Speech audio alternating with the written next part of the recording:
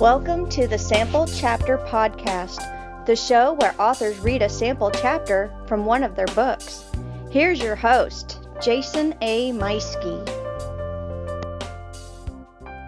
Greetings, Sample Chapter listeners, and welcome to episode 276 of the show. Hey, this week I have a unique guest he's been on the show before. I seem to have to tolerate him frequently as it is. All right, everybody. Jokes aside, as you already know from the episode title, this week it's me. I had a slight hiccup between guests and suddenly realized, oh man, I'm going to be a week without a guest or reading or anything going on. I didn't really have something to fill that hole, so I thought, you know what? Maybe I'll just go ahead and promo Bandit 3. Came out in December, and the show took a unintended hiatus there for several months, so I didn't really get to talk about it too much or go into it very much about it. So this week I'm going to go ahead and do a reading here in a few minutes over Bandit 3. As far as the show goes, I just, like I said, I took that unintended hiatus, and in the past, maybe I might have skipped a week, but in the past, though, I've been much more regular with the episodes. Oh my gosh, those first like 4 years, I think I was doing 50 shows a week, or excuse, that would have been impressive, 50 shows a year.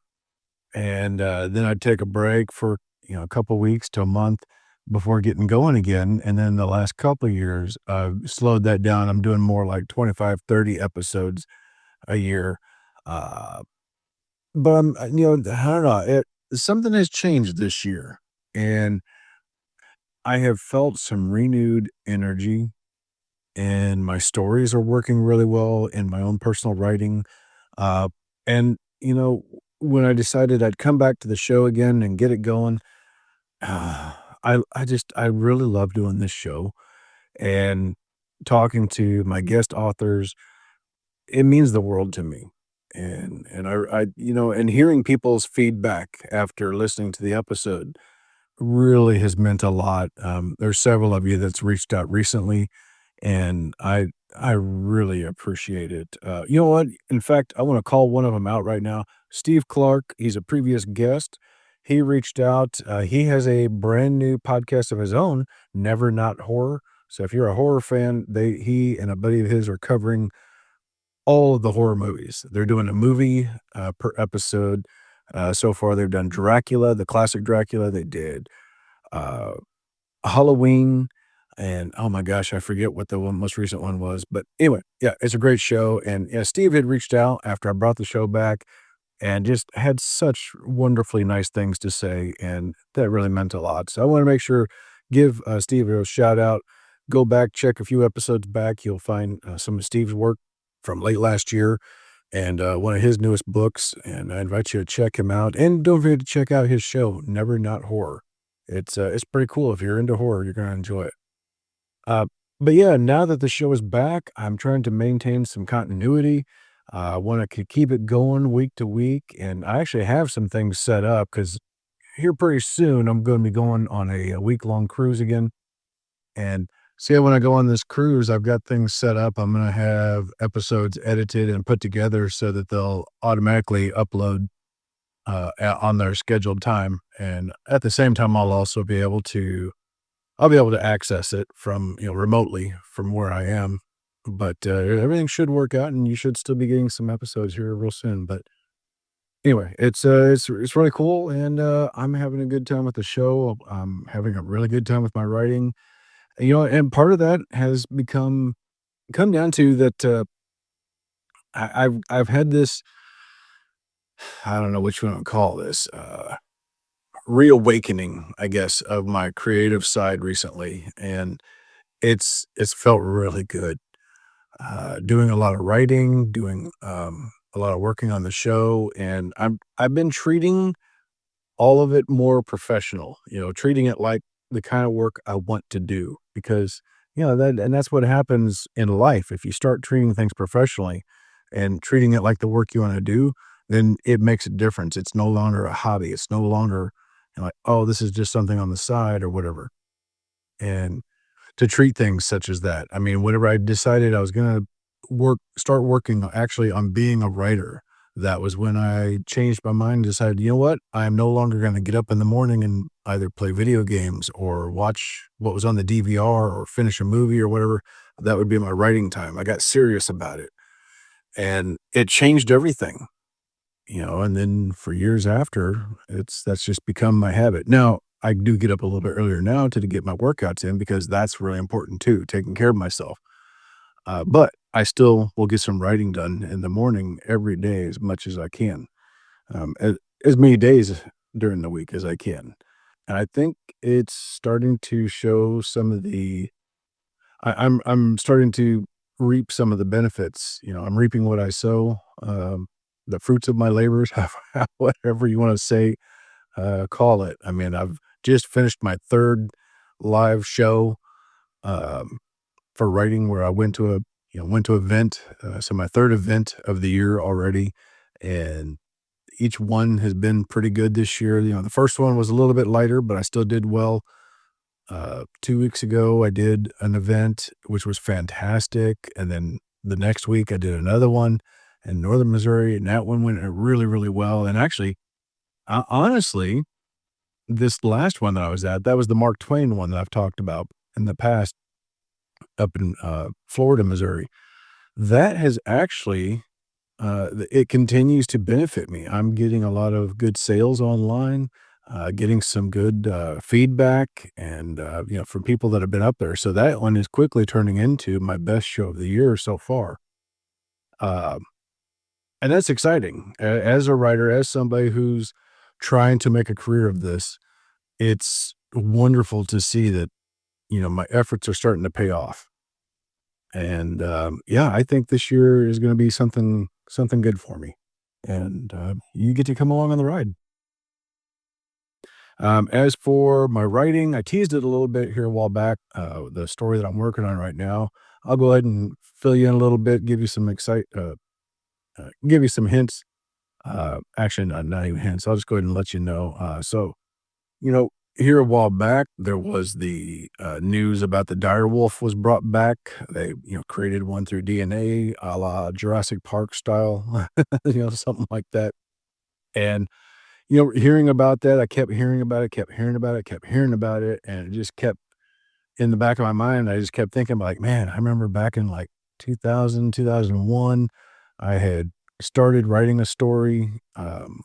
About going on a hunt, and I was trying to figure out, like, I was doing some research on, wolves and, oh, what if it was a prehistoric wolf? And that's when I first learned about the dire wolf, was way back then, long before Game of Thrones. So that was, when Game of Thrones came out with that, I had not read the books before, uh, but I researched dire wolves at the time and found out all kinds of stuff about them, and that was really cool. And I started writing this story. I got several chapters, the typical thing where I got like 4 or 5 chapters written and then put it aside and did some research. And well, when all of this came out here, in the last few months, it's really stirred that in my head.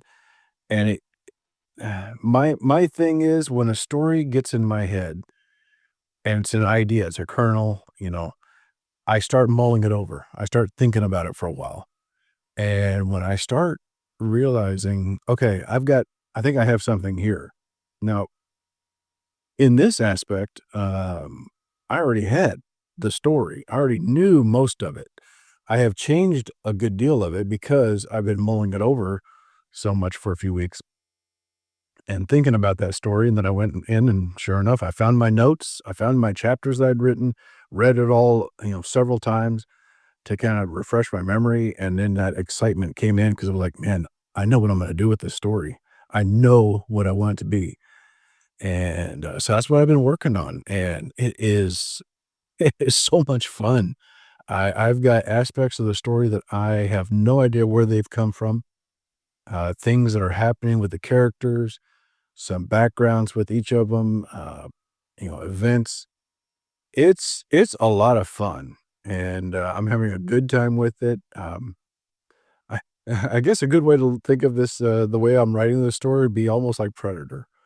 The classic Predator with Schwarzenegger.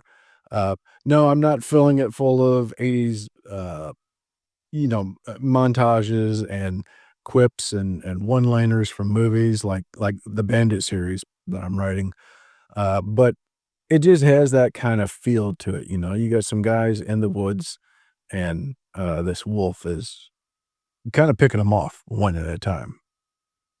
But I'm having a really good time writing this and, hoping the plan is I'm gonna have this done. I want it done this summer so I can spend a couple months editing and, have it ready before the end of the year is the plan, if not sooner. So if I could have it ready in time for Halloween, that would be ideal because I think it's a good time for that kind of a story. But I will make sure and let you know when I know more. Also, real quick, I wanted to point out I do have a new cover for 9 Mile Bridge. It is a creepy new cover. Essentially, it's the same cover that I had, but it's been touched up. It's been, uh, I don't know, detailed in different ways where it actually looks like a creepy story. It really has that paranormal thriller vibe to it now. And much love to my son who created one heck of a cover back in 2018 when that book first came out. And I've always loved that cover. I just happened to be able to have the cover edited, and what we have right now is it's like 9 Mile Bridge 2.0 is kind of what it looks like. And it's creepy, it's wonderful, I love it. And if you want to see what it looks like, make sure you head over to if you go to the author Jason A. Meuschke Facebook page, you can see it right there. But I'll make sure to I'll try and bring that up and share it with the sample chapter page as well. Uh, I think that covers everything for the background today. As for the story, I'm not gonna do an interview of myself talking about Bandit 3 like I would normally. I'm just kind of expanding a little bit right now, talking about, everything in the past, in the past with the writing and all that. That's the interview portion of the show, and then I'm gonna go ahead and give you the, reading here in just a moment, just, kinda like a la the old version of the show where the interview and the reading was together, but I've got it all condensed to within 30 minutes. That's the plan. Uh, so yeah, I'm gonna be reading from Bandit 3 today. This is the obviously third book in the series. It's Bandit Bound. In this story, Bandit has so in the past he met the resistance in book 1, became friends with Beverly and her little brother Jeff, and he befriended an alien that's an alien armadillo. Looks kind of like a mix between an armadillo and a ninja turtle. Maybe the best way I could explain it. But he's a giant muscle bound guy, and uh, his nickname is Arnold. And they all came to live with Bandit at his hideout. Arnold, as it turns out, over the last few books, he's been able to expand on Bandit's hideout. It's grown. He actually has an underground garage now and a larger gym, which has been kind of a go-to in each book. He's got a workout session, almost like a Rocky movie kind of reference. Um, so different things with that. At the end of book 1, Gene was entrusted with an Ishitek egg, which was a blue furry egg that was left to him by Shoturi. And at the end of book 2, we see that the egg is starting to move.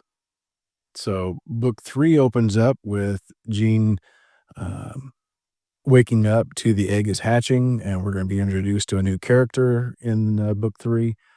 Soon after, Gene and Beverly, they get an assignment from the Resistance asking them to go down to Springfield, check some things out, just kind of do the Bandit thing. Go down, check it out, see what's going on. There's rumors of a prisoner camp in Springfield.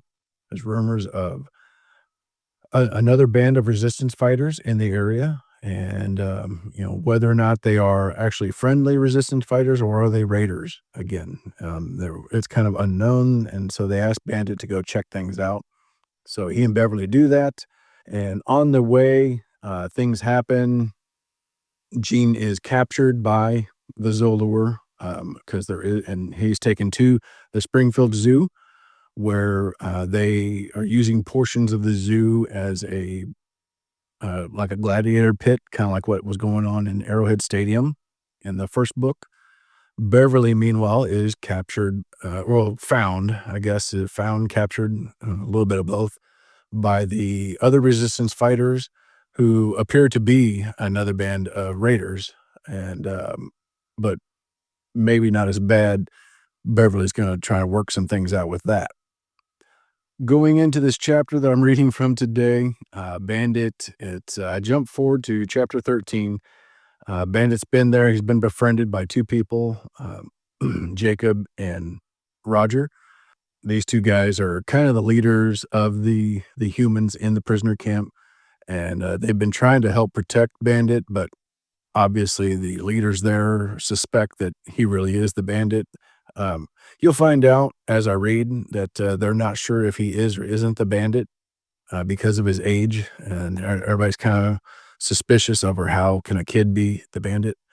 But that comes out in this chapter. You hear a little bit about this as well. But yeah, Bandit is he is about to be thrown into the pit at the zoo up against a couple of creatures where he is being judged for being the bandit. So anyway, I hope you enjoy this. I've had a lot of fun writing this story, and I'm looking forward to bringing the next story to you, the next installment of the Bandit series to you later this fall. Before I hand the show over to myself for that reading, I do have a quick announcement from the Writers of Warrensburg with their upcoming workshop. So pay attention to that here in just a second, and then it'll be me reading a sample chapter from Bandit Bound, Book 3 of the Bandit Chronicles. Stay tuned.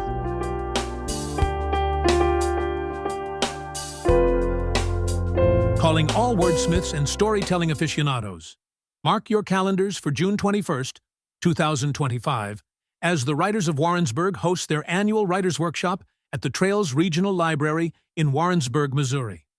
This full-day event, running from 9 a.m. to 3 p.m., promises a blend of inspiration, education, and community for writers of all levels. Some workshop highlights are the dynamic presentations.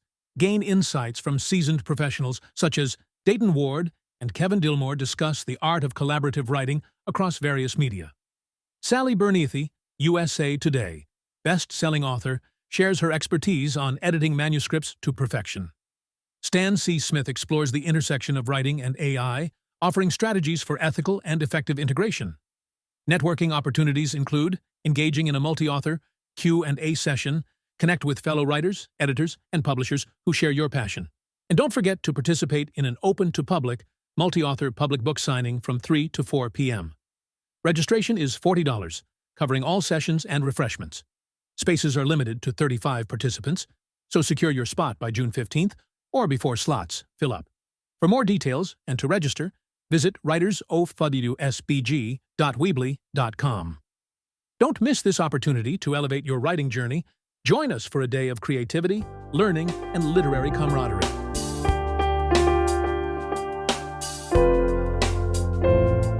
I'm so dead, Jean said flatly. Roger tightened the final section of a meager set of piecemeal armor to Jean's leg. He stood and looked Jean over through broken glasses. Just keep moving, kid.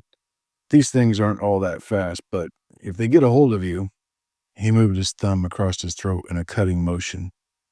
Great advice, thanks, Jean muttered. Any idea if these weapons will do any damage?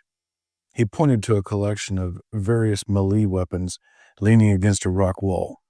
Torchlight illuminated the metal on a stupidly large battle hammer featuring a spike on the backside, a spear, another makeshift hammer made of concrete and rebar sections, and various short, very dull-looking swords. Jacob sighed. I'm sorry, Jean. We've gathered everything we could from what they gave us. Yeah, I know, Jean said. He craned his neck while pulling on the chest piece. He chortled through his nose. Hey, at least I can see better now. Jean recalled the disgustingly smelly balm applied to his face and chest last night by an equally foul geek's medic. The slimy, gecko-esque alien was only the second of the race he'd seen and the first since Arrowhead Stadium. While the one which ran the stadium was a pale, flesh-colored geeks, this one was more blue with large violet blotches. The way its bulbous fingers applied the balm still made Gene's skin crawl. He shook off the thought and quickly remembered the stunning effect of this alien medicine. Shortly after being applied, the mucus green balm began chilling to the point Gene feared it was freezing to him. He could feel it penetrating through skin and muscle tissue with frigid effervescence before it began to warm. In under an hour, the balm sloughed off his body, revealing clean skin that was no longer bruised or swollen.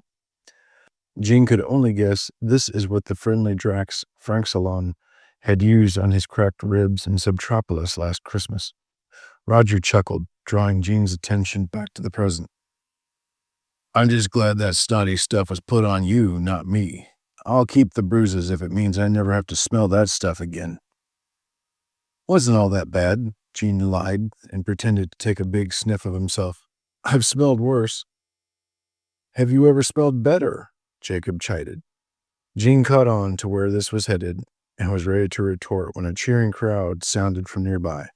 They all turned to find a pair of Ruck's guards approaching. One of them indicated with his blaster for Gene to follow. Gene nodded and sighed. Well, fellas, I guess this is it. Jacob twisted his bottom lip and stuck out a hand. Good luck, Bandit. Thanks, Gene said, shaking his hand, followed by Roger's. He swallowed hard, then, summoning whatever gusto he could, added, I'll be back. Terminator, Roger chuckled. Nice. The lead Rux squawked his irritation and motioned with his blaster again. Gene stared into his big dumb eyes and said, Yeah, chicken beak, I'm coming. Don't get your panties in a bunch. He picked up an ill-fitting high school football helmet and ran his arm through the face mask. He then slid two of the small swords into makeshift scabbards, one on his back, the other at his side, before hoisting the spiked hammer and spear. Without waiting for them, he strode past the guards, saying, Let's do this. The pair of Rucks rushed to catch up, with one running to lead from the front, while the other followed close behind. Gene walked intently along the path. It wasn't that he knew his way so much as that there was only one place to be going, toward the lights and sounds of the crowd. He noted a signpost with an arrow pointing the direction they were headed. It featured two words, Lion Exhibit. When they rounded a bend in the path, it was all Gene could do to hold back the involuntary chill that slid down his spine. Around a large amphitheater, several dozen Zolar troops were packed into the observation ring. Many were on their feet, cheering something taking place on the landmass below them. Walking to the upper edge of the stands, Gene saw that the roughly 100-foot enclosure was surrounded by a dirty brown moat at least 15 feet wide, and all of this lay below a 30-foot high wall. Within the landmass stood two naked and bloody Ruck's shoulders, battling it out, apparently for the crowd's entertainment. Gene glanced at Roger, suddenly having a better understanding of his Roman Colosseum lesson from earlier. A roar of cheering forced his attention back to the combatants, where one Rux had the other in a headlock and was pecking viciously at the skull of his one-time comrade. Purple blood oozed from the wound, showering the attacker's chicken-shaped beak. That's nasty, Gene thought, grimacing at the splattering gore taking place below. I'm glad I've never allowed them to get that close to me before. He watched riveted as the lifeless Rux slumped to the ground. The top half of his head caved in. Meanwhile, the victor raised his fists and cried out with bits of bloody purple flesh still clinging to his beak. The crowd roared its approval. Gene forced his attention to the battlefield, mentally mapping it out in preparation for his bout. Most of the grounds were a mixture of earth and grass, a few bare trees, and it was littered with shattered and broken bones. He couldn't help but notice they were both human and alien in shape. He moved his gaze to the large concrete structure looming at the far end. Jacob and Roger had told him this is where the lions used to be kept, and indeed it resembled a cave that could pass for a lion's den. However, he had doubts that lions were what slashed the large gashes in the tree trunks or scraped long, jagged marks on the steel doors of the cave. It was at this moment that several rucks spotted Jean, and a murmur of squawking rolled through the crowd. A Drax stood and pointed at him before waving to the other end of the arena. Jean tracked where the Drax was looking, only to discover Xandor staring back at him. Seated beside Xandor was the facility commander, who was suddenly aware of the waving Drax. He stood and raised his thick arms for attention. "My horde, give me your attention.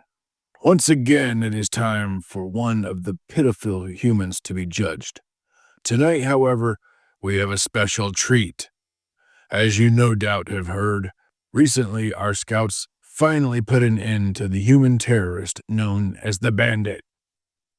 The crowd erupted into cheers and squawks, forcing the commander to wait. Finally, he raised his hand for silence and then an index finger. Or did they? He allowed these words to hang in the air for effect before continuing.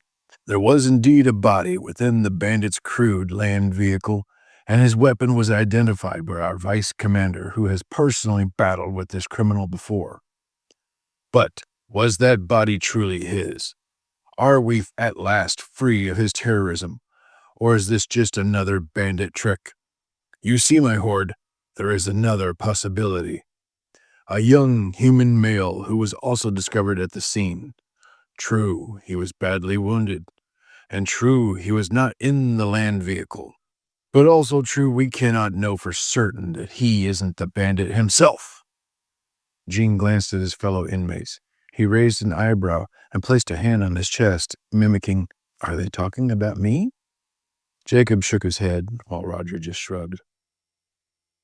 The commander continued, "Either way, my horde, the bandit is either dead or within our custody, and will tonight be rightly judged for his many crimes. My horde, my legion, my compatriots, for your entertainment, I give you the Bandit!" The gathered crowd of mostly rucks exploded in a cacophony of cheering squawks. Those nearest Jean turned to face him, baring their tiny, sharp teeth with the leathery chicken beaks. Jean ignored them, instead watching as a wooden gangplank was extended over the moat to the island below. Without waiting, he strode forward, meeting the Ruck's gladiator from the previous match halfway. The Rucks pointed angrily at him, squawking, "Move aside, human scum!" Jean obliged, with a slight bow, then promptly threw his shoulder into the chicken beak. "Whoops!" he exclaimed, putting a hand over his mouth as the Rucks tumbled over into the filthy water below. Jean held out a hand, pretending he'd meant to catch the alien, then shrugged and proceeded down the plank. He heard some laughter from the crowd, but mostly jeering over the splashing and wailing from the Ruck's gladiator. Upon reaching the ground, he was surprised to find Jacob and Roger had followed him. Their hands were full of the weapons that he'd left behind. "What are you doing?" he asked as they began placing the weapons in an arc around Jean. "Giving you every bit of help we can," said Jacob, with a shake of another sword. Roger held up the concrete hammer. "Good for pests of all sizes." Jean couldn't help but smile. He was grateful to have such allies at a time like this. The crowd, however, booed and jeered at the additional humans. The commander again raised his hands for attention. "No need for concern, my horde. Only Bandit will be judged today. Our pets are merely trying to boost his confidence, which will ensure us a great show indeed." This garnered a cheer, and Jean raised an eyebrow. "He calls you pets?" "I've been called worse," Roger shrugged with a smile, then slung a large piece of metal from his back. "By the way, you're going to need this. Don't let the spork spit on you." Jean accepted the makeshift shield made of hammered zoo signs. He chuckled and turned it around, showing the sign inside which read restrooms. They all turned to observe a collection of rucks working together to fish the frantic rucks from the water. Roger chuckled. "I don't think they could swim." "Too bad," Jean said with a frown as the gladiator was dragged safely to shore. 2 guards helped him walk the plank back, while the remaining Rux guards approached, waving its blasters. "Humans move," it said with an added cluck. "Well, guess this is it," Roger said, waving to Gene. "Give him hell, kid." "Thanks," Gene said and looked at Jacob. Worry etched lines into the man's face, and his shoulders sagged. "I wish there was more we could do." "There's not," Gene said bluntly, meeting his eyes. "And that's okay. You've done all you can. The rest is up to me. I'm used to that." Jacob nodded. The Rux butted his blaster into the man's side and waved him away. "Okay, I'm going," Jacob winced. He moved toward the gangplank and turned back once more. "Watch yourself, Bandit." "You too," Gene said. He watched them return to the other side of the moat, followed by the Rux, before the gangplank was removed. Excitement washed over the crowd now that their entertainment was ready at last. Much of the crowd started a chant of "Caradu el Bandit! Caradu el Bandit!" while pumping their arms in rhythm. Gene didn't know what they were saying, but he guessed it was "Death to Bandit" or something along those lines. Still, he found himself in a unique position that stirred old memories in his mind.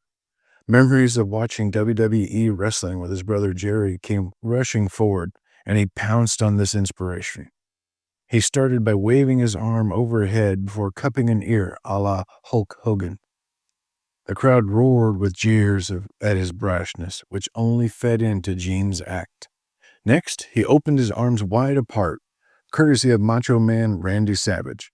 He gestured with his elbow and pointed to a few of the Rux, garnering their gritted teeth in response. He then sprinted around the enclosure and grabbed imaginary ropes, picturing himself as a mini Ultimate Warrior. The commander stood and again raised his hands for quiet. The crowd continued to yell and jeer at Gene, in spite of the leader's call for attention. But after a moment, Zandor stood and roared a piercing screech that silenced the crowd almost immediately. Zandor glared at his troops before turning his burning gaze upon Gene, and then sat silently. Gene had stopped his showboating to meet the Drax's stare. He felt the hatred between them, the understanding. A look of recognition seen across the Drax's ugly face, and Gene nodded in confirmation. Then he winked and gave his foe a smug smirk. "Thank you, Zandor," the commander said with a curt nod. He looked across the crowd with some amusement before looking down upon Gene. "Well, well, I must say you are entertaining, I'll give you that." Gene said nothing. The commander continued. "In fact, I've never seen any creature, human or Zolur, strut about this enclosure with such grandeur. Clearly, I have misjudged your impertinence, but alas, it is surely of no consequence. With that in mind, do you have anything to say for yourself? Perhaps denying your guilt or feel the need to beg for mercy?" Gene placed his hands on his hips. His jaw went askew as this gave him another idea. He didn't know he'd get a speaking part in this gig, but this was an opportunity he just couldn't pass up. "As a matter of fact," Gene said, striding casually over to the array of other weapons and picked up his helmet. He placed it on his head and then raised the big hammer.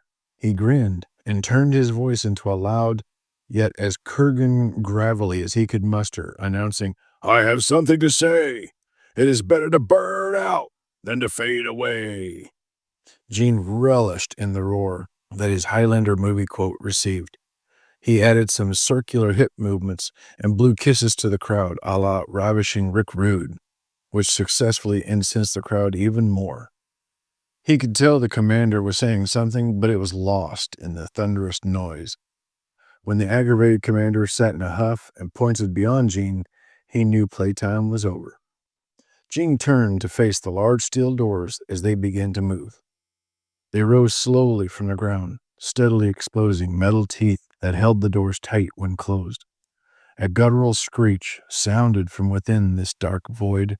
At first, Gene thought it was the doors making the sound. Then he saw it. Pale green claw extended from the cage, followed by a familiar-looking creature. Gene's heart sank as he saw not one, but two creatures that Jacob called spork skitter out of their cage and screamed into the night air. "Oh, hell," muttered Gene.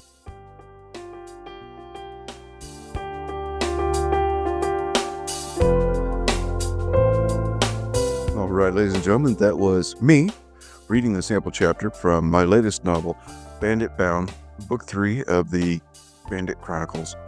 You can find out more about myself and all of my books in the links below.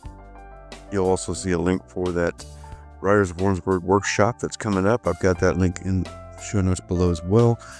And as always, please don't forget to hit that subscribe button on whatever platform you're listening to so that you don't miss out next time when I'm back with a brand new author, a new book, and an all-new sample chapter. Take care, everybody. See you soon.